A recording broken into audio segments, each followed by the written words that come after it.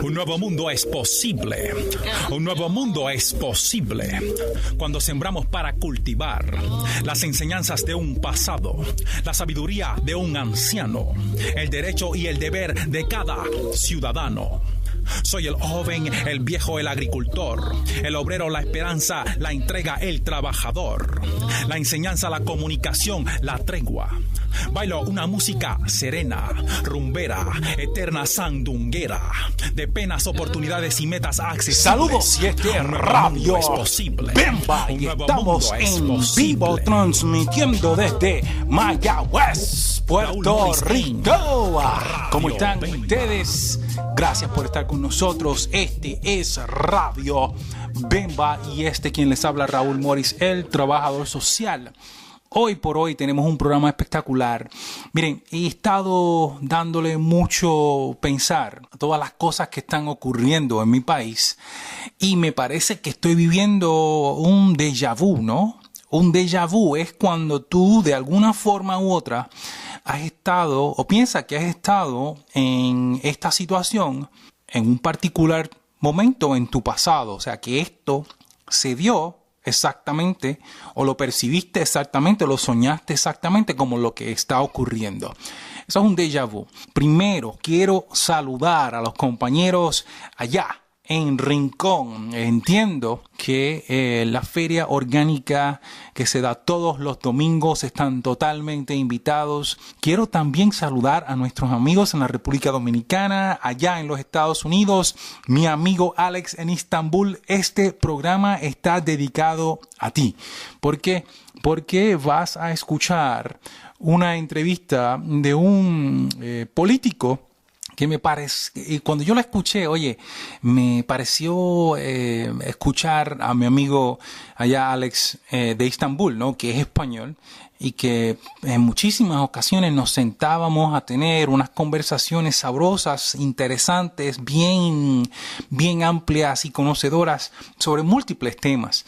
Y este joven que acaba de ser seleccionado y ganó una silla en Madrid, ¿no? Pero que representa como tal a la nación europea, con un nuevo partido llamado Podemos, o un proyecto llamado Podemos, un partido que corrió y ganó.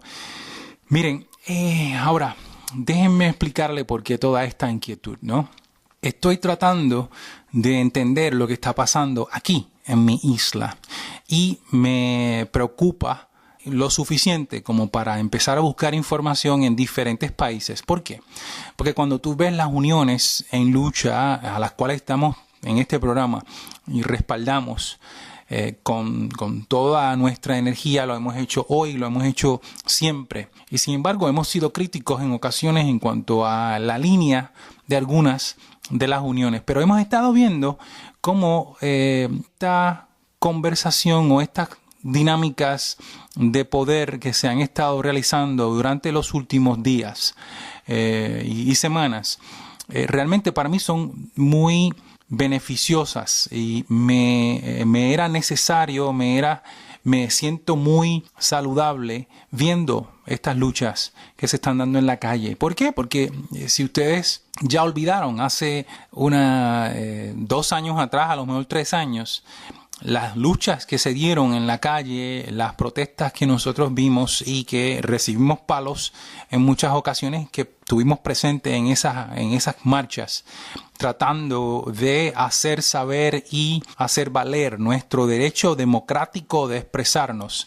Y si ustedes recuerdan cómo en el último gobierno, el gobierno de Fortuño y los Rivera Chats de la vida, vimos tanta violencia en contra de las diferentes manifestaciones.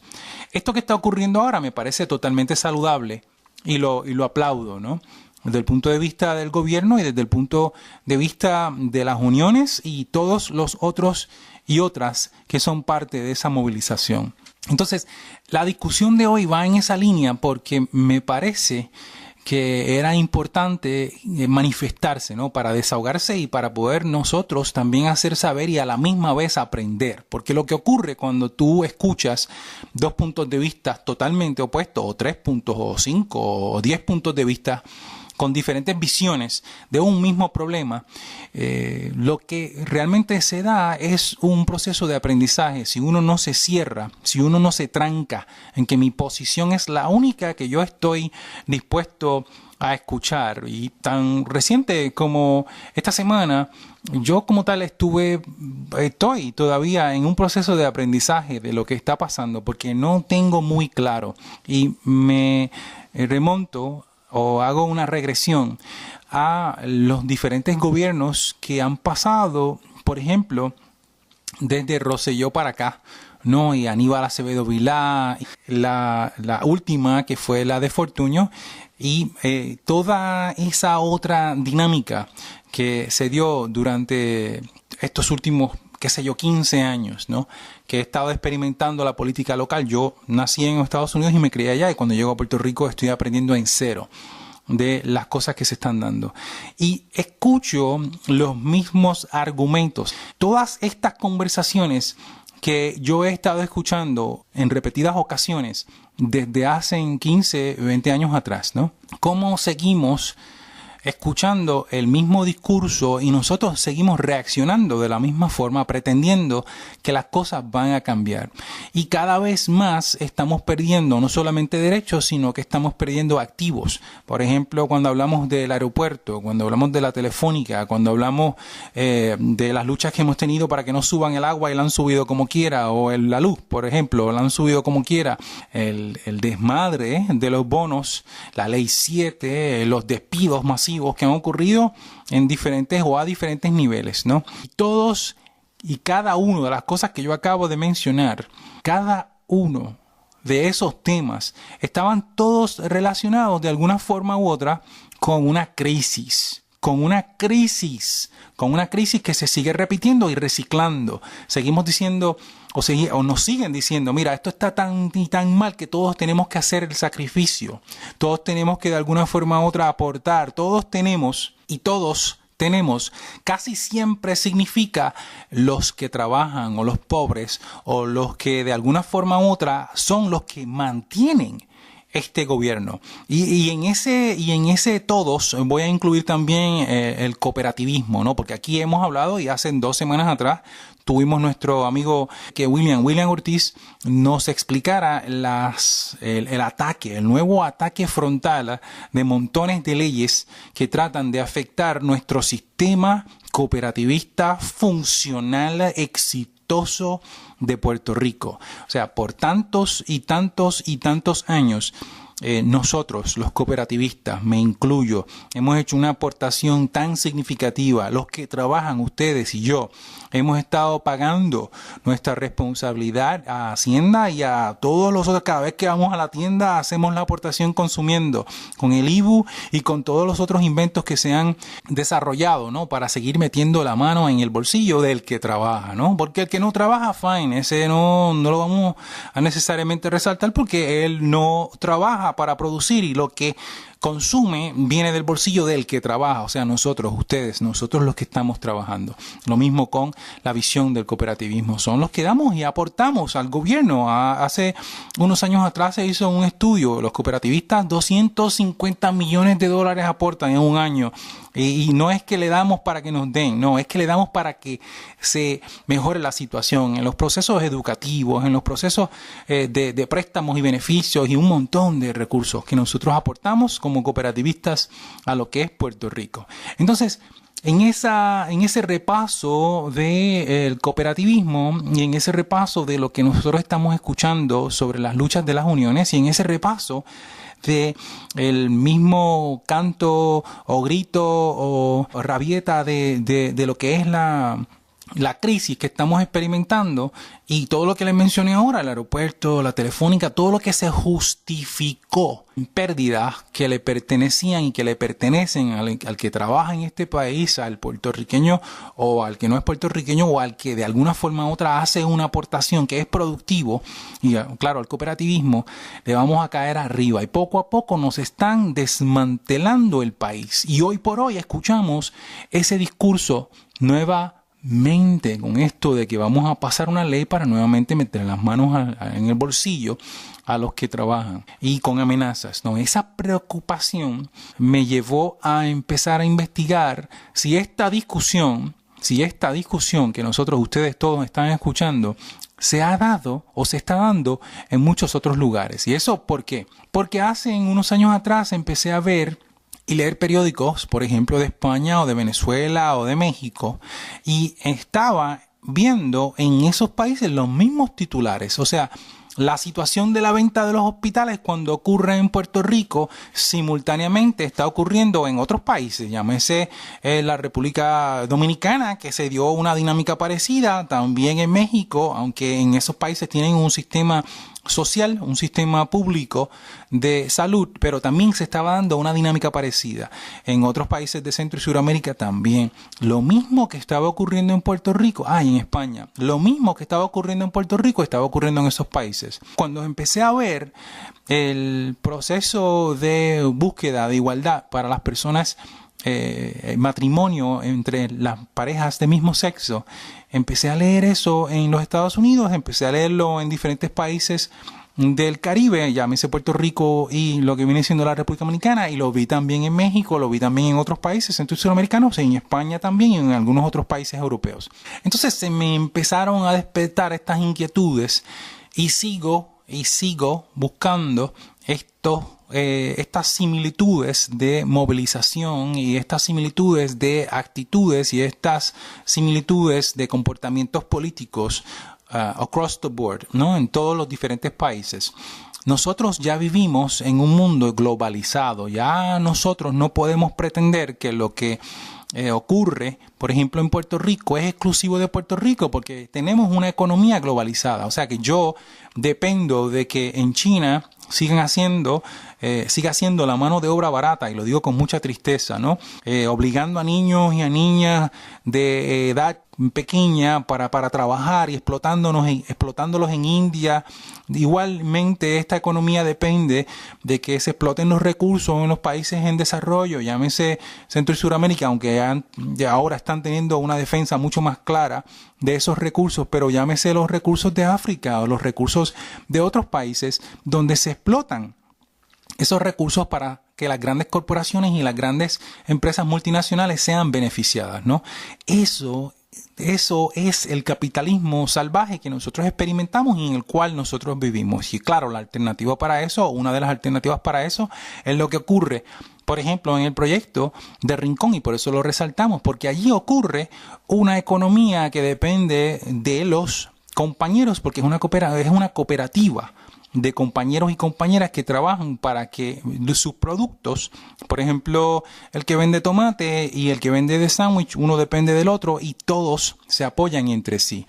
Por eso los invitamos a que de alguna forma u otra vayan y respalden ese movimiento. Ese no es el único. Está ocurriendo en Ponce, está ocurriendo en Calley, está ocurriendo en San Juan. Estos mercados orgánicos que todos de alguna forma u otra funcionan apoyándose unos con los otros, ¿no? O los pequeños empresarios se apoyan unos con los otros con el conocimiento, se apoyan con los productos, se apoyan con el servicio, se apoyan con la seguridad, entre todo, ¿no? Entre todo. Es un colectivo, una cooperativa de productos, ¿no? Una cooperativa de proyectos. Eso dicho, empiezo a encontrar unas similitudes en lo que ocurre en la economía de España con los quedados, que aquí se llaman los desempleados o los cesanteados, ¿no? Para una palabra bonita.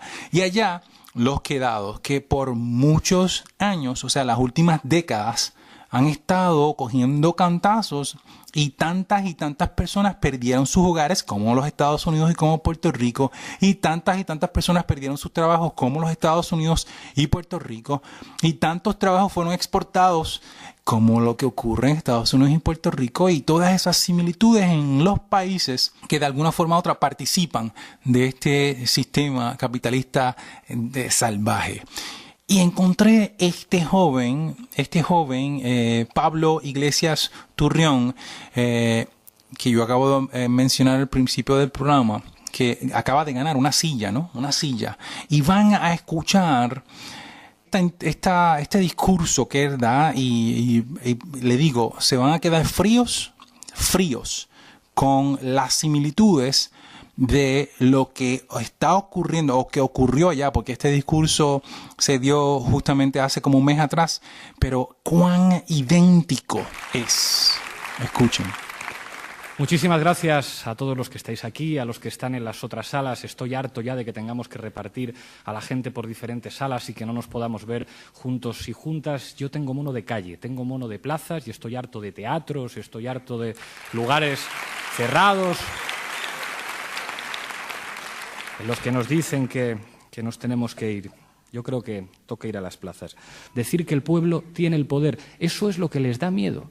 No les da miedo que Podemos tenga un portavoz, no les da miedo los que estamos aquí encima, no les da miedo que montemos una candidatura, ni siquiera les da miedo que les ganemos las elecciones y vamos a intentar ganárselas, les da miedo que el pueblo tenga el poder, que es lo mismo que decir que les da miedo la democracia. Fijaos,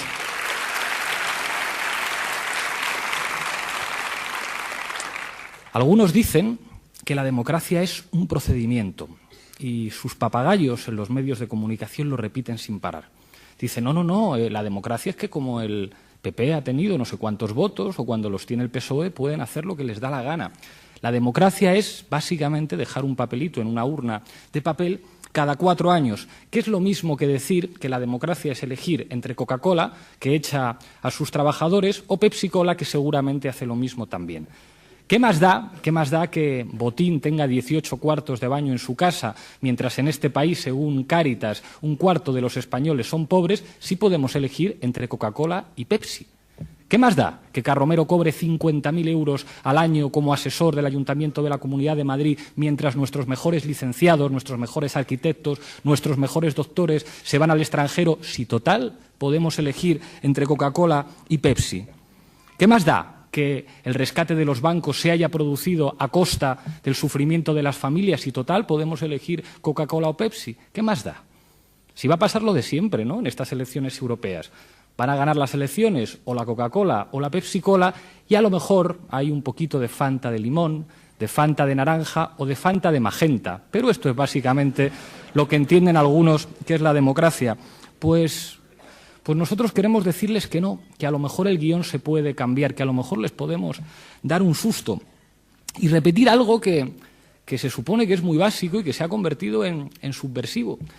Los griegos, cuando inventan la palabra democracia, unen 2 términos, demos y kratos, que significa básicamente el gobierno o el poder del pueblo. Y eso implica decir algo que les aterra, que la democracia es un movimiento expropiatorio. La democracia era el régimen político que se diferenciaba de la monarquía, el gobierno de uno, y de la oligarquía, el gobierno de unos pocos. Por lo tanto, es un movimiento de expropiación. Decir exprópiese es decir democracia, quitar el poder a la minoría que lo acapara para repartirlo entre la gente normal. Tienen un miedo de que digamos eso, que la democracia no es Coca-Cola ni Pepsi-Cola, sino que la democracia es el poder del pueblo, que eso es lo que les queremos plantear en estas elecciones, que el problema no es que venga Podemos o Pablo Iglesias a decir vóteme señora, sino que la gente se organice, que la gente se empodere, que la democracia es gamonal, que la democracia es, como han dicho aquí, los trabajadores de la limpieza poniendo de rodillas a la señora del abrigo de pieles, que la democracia es la marea blanca mandando a su casa a un consejero del Partido Popular, no elegir entre Coca-Cola y Pepsi. Y cuando tengamos eso claro, entonces ya veréis cómo nos tienen miedo. ¿Quiénes son los enemigos de eso? Los enemigos de que la democracia tiene que ver con que el poder político esté en manos de la gente. Pues hay varios enemigos. Los primeros son unos que están en Bruselas o en Alemania y que llaman por teléfono a los agentes contables que tienen en España, se llamen PSOE o se llamen PP, y les dicen, me cambia usted la Constitución en 24 horas, porque esto de que tenga usted la más mínima capacidad de soberanía no me gusta. Esos son los enemigos de la democracia y hay que decirlo. Son los enemigos de la democracia los que gobiernan en este país sin presentarse a las elecciones a través de sobres, a veces en A y a veces en B. Los que sobornan para que vivan como Dios las élites políticas de este país a cambio de concesiones administrativas. Por eso en este país hay aeropuertos sin aviones, por eso en este país hay estaciones de tren sin trenes, por esto en este país hay un sistema de transporte que no se puede permitir casi nadie, por eso en este país el alcalde de Burgos en última instancia no era más que el agente contable, el lacayo de un señor al que llamaban el jefe, al que, por cierto, cuando se casa su hija, asisten a la boda el señor Pepe Bono, la señora de Cospedal y el alcalde de Burgos. Esos son los enemigos de la democracia, y hay que decirlo. Enemigos de la democracia y del pueblo. ¿Os acordáis del señor Fernández Díaz cuando dice que él reza a la Virgen cuando tiene un problema? El señor Fernández Díaz puede ser muy católico y eso es muy respetable, pero es un mentiroso, porque si el señor Fernández Díaz se pone enfermo, no reza a la Virgen, tiene sanidad privada. Si el hijo del señor Fernández Díaz tiene que ir a la escuela, el señor Fernández Díaz no reza a la Virgen, manda a sus niños a una escuela privada y a estudiar el bachillerato a Estados Unidos, a Canadá o a donde le dé la gana. Si el señor Fernández Díaz tiene que moverse, no coge el metro ni reza a la Virgen, tiene un cochazo para irse donde le da la gana. Esos privilegiados que dicen a la gente que tiene que cobrar 645 euros en 14 pagas o incluso que eso es demasiado, son los enemigos de la democracia, los que no sufren los recortes que aplican a todos los demás, esa casta política que viaja en business cuando la gente normal viaja en metro, y hay que decirlo, son sencillamente los enemigos de la democracia. Pero no solamente son cobardes, no solamente son serviles con los poderosos y arrogantes con los débiles, no solamente son de derechas o de centro-izquierda, si es que las cuestiones generales plantean lo mismo, si es que ese debate entre no, es que el PSOE y el PP son muy distintos y al final sus presidentes acaban en consejos de administración de grandes empresas. ¿Cuál es la diferencia entre Aznar y entre Felipe González? Que cobran sueldos de empresas diferentes. ¿Cuál es la diferencia entre el señor Rodrigo Rato, que termina en Telefónica, y la señora Elena Salgado, que termina en Endesa? Que cobran de empresas diferentes. Al final, el problema es que además de todo eso, además de ser agentes contables, además de ser cobardes, además de ser unos sinvergüenzas, es que son inútiles. ¿Qué es lo que dijeron tanto el gobierno del Partido Popular como el gobierno del Partido Socialista a propósito de lo que había que hacer en este país? Recortar. Lo dijeron los dos. Austeridad, porque la austeridad, para ser capaces de pagar la deuda, era la clave para resolver la crisis económica. En eso estaban de acuerdo. Por eso se pusieron de acuerdo para reformar la Constitución en 24 horas. Por eso tienen el mismo modelo de relación con Europa los dos. Por eso los dos hicieron reformas laborales que merecieron en la calle la contestación de los sindicatos.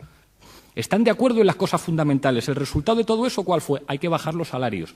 ¿Qué dijo el FMI el año pasado? Que había que bajarlos el 10% en España. Dicho y hecho, han bajado el 10% los salarios de la gente normal. El de los ejecutivos se ha apreciado un 7%. Los ejecutivos en España cobran una media de 80.000 euros al año. ¿Qué más había que hacer? Unas reformas laborales que abarataran el despido. Se ha abaratado el despido un 23%. ¿Qué había que hacer? Bajar los impuestos a los ricos, amnistías fiscales, algunas de las cuales se han beneficiado de ellas gente tan respetable como el amigo del presidente del Gobierno, el señor Bárcenas, con el que se mandaba WhatsApps, al tiempo que en este país aumenta el porcentaje de carga impositiva sobre las familias, suben el IVA. ¿Quién paga el IRPF? ¿Quién paga impuestos en este país? Las familias. ¿Y quién defrauda? No lo digo yo, lo dicen los inspectores de Hacienda, defraudan las grandes fortunas y las empresas que tributan en paraísos fiscales. Eso sí, bajan el IVA, ¿sabéis a qué? A las obras de arte, porque se conoce que tienen mucha sensibilidad por el arte. Eso que utilizan los ricos para especular, a eso sí le bajan el IVA. Eso sí, que vosotros podáis ir al cine o ayudar a la industria del cine, eso no. Y que vaya el ministro Vera a dar la cara a los premios Goya, tampoco, porque es que, además de ser inútiles, son cobardes. Privatizan, porque está claro que lo privado funciona de maravilla, privatizar y externalizar. ¿Qué hacen con las pensiones? Pues una cosa muy sencilla, las congelamos. Y al tiempo que las congelamos, resulta que un banco nacionalizado, un banco que nos hemos tenido que comprar, te saca un anuncio en el que te dice: ¿te emocionaste cuando Marco encontró a su madre? ¿Te sabes la canción de la abeja maya? Pues entonces hazte un fondo de pensiones privado. ¿Para qué? Para el que se lo pueda pagar. ¿Y qué hacen con la educación? Que se vuelva a convertir en un privilegio de los ricos. Yo tengo alumnos que no pueden pagar la matrícula. ¿Y qué hacen con los medicamentos de los abuelos? Pues que haya muchos abuelos que no pueden pagar sus medicamentos. Bueno, ¿esto para qué era? Para salir de la crisis. había que sufrir un poquito, había que reconocer que si a Botín le va bien, aunque a nosotros nos vaya mal, al país le va a ir de maravilla. Pero los datos no engañan, y son datos, y los datos no son ni de izquierdas ni de derechas, los datos son datos. Y los datos son que tenemos menos población activa que nunca.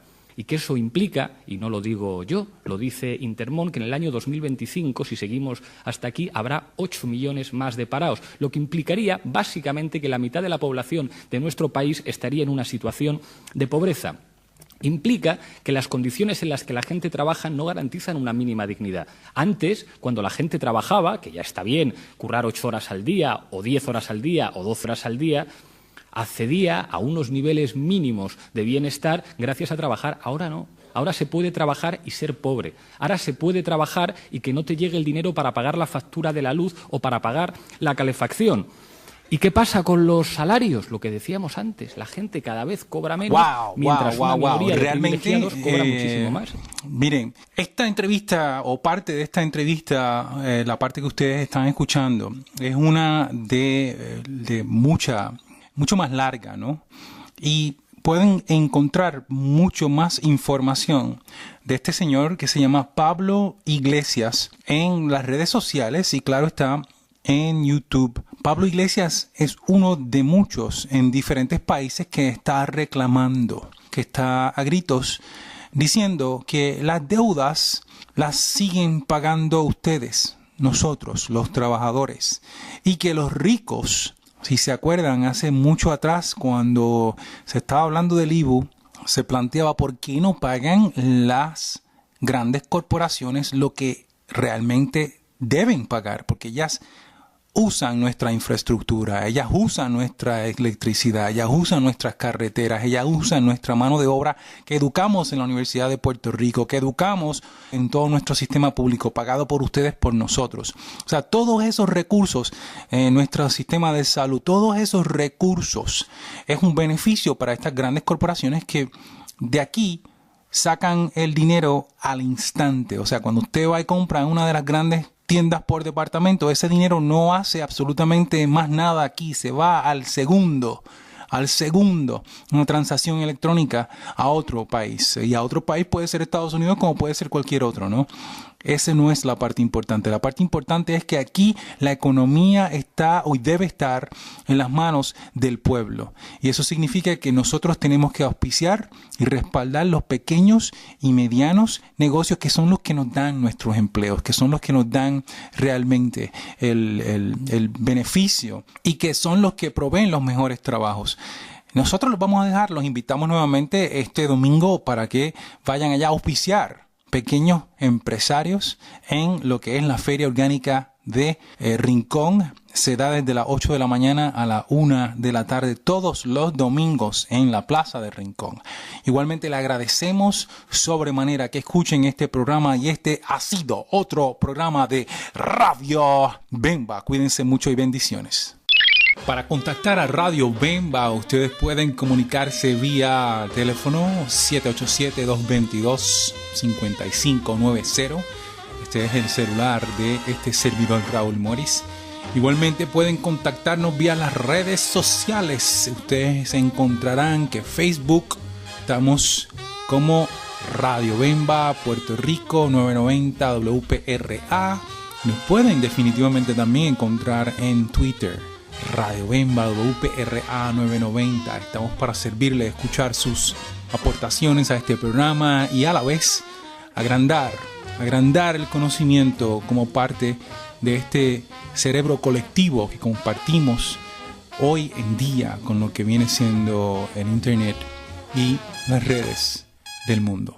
Gracias y hasta la próxima.